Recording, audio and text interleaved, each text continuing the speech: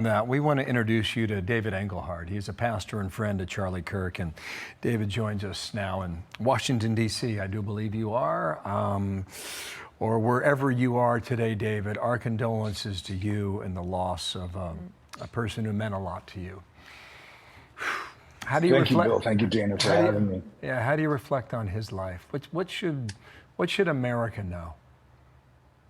Yeah, first I just want to say that we are heavy in our heart is the loss of Charlie, and we're praying for Erica and his children and his family and the TPUSA family and staff who have lost not just a boss, but they've lost a hero, and heroes are hard to come by. We don't have many heroes these days.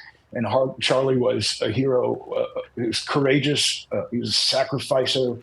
He was a leader, and he stood for truth.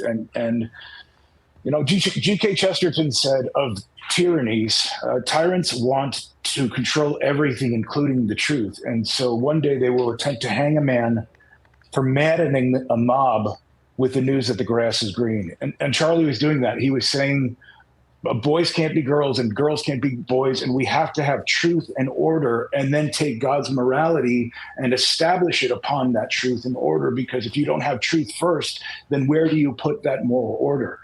And Charlie was vehemently opposed and tragically assassinated because he stood for truth, and then placed God's worldview, God's order atop that truth. And people found freedom and life, and young people were wanting to have families again and engage in the political process and believing that there's a future and a hope for this nation, which we do believe for. He relied heavily on his faith and was willing and courageous to talk about it. Listen to a little bit of that here. If you could be associated with one thing, how would you want to be remembered? I want to be remembered for courage for my faith. That would be the most important thing. The most important thing is my faith. And I'm sure you saw that personally, David?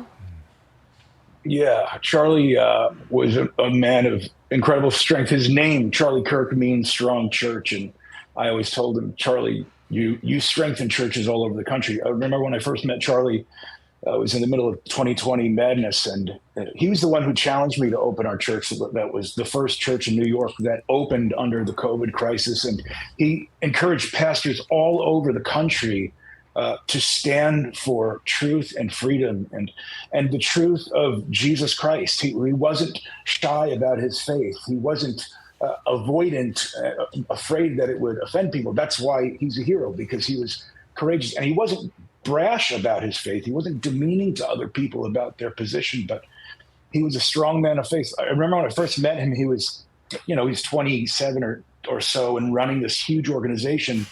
And I'm like, Charlie, if you don't start taking a Sabbath, you're going to burn out. And I think the very next week he started taking a Sabbath and has taken a Sabbath, had taken a Sabbath from that date to now. And it re-energized his life, allowed him to have the ability to see well, and energy and strength and time with family, time with Erica and his kids. And so Charlie was a disciple, not just in word, but also in deed. And that's why he's such an important figure. And that's why he's such an important hero, because he wasn't just nominally a Christian, which we see so often in the political world, where people say, oh yeah, I believe in God, or God bless America, that he actually had acts that married his belief. And that is what produced, I think, in part, such a beautiful fruit of Turning Point USA and the hundreds of thousands of young people that have been so deeply impacted by it. What a legacy. David, thank you for sharing with us. Thank you for coming on. Much appreciated. Yeah, thank you.